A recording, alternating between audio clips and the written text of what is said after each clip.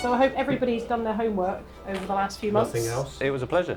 Actually, some really good reads. This is Great by Richard Tomlinson. It's got a brilliant opening in which you get a sense of WG in his final years, still trying to organise games, still writing to the secretary of Eltham Cricket Club about the state of the wicket.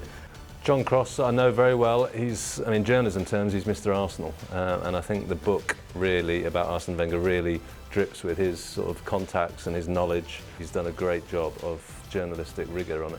I think as somebody who, back in the midst of time, did a degree in history, I really look forward to this one.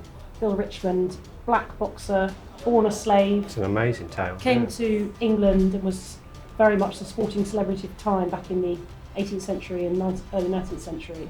So we're talking about the first black superstar, we're talking about a cricketing superstar, as you say, bigger than Beckham and Ronaldo, who it sort of feels as if he's off the scale, but as you say, you can make fascinating comparisons where the WG was bigger in his time in many ways, even than Ronaldo feels today.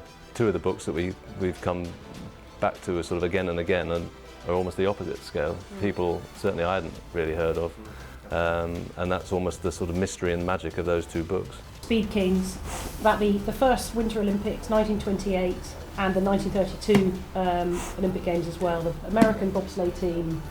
It's not cool runnings at all. This is proper early days of bobsleigh. They were still figuring out whether to lie on their front or lie on their back or sit up or lean forward or whatever.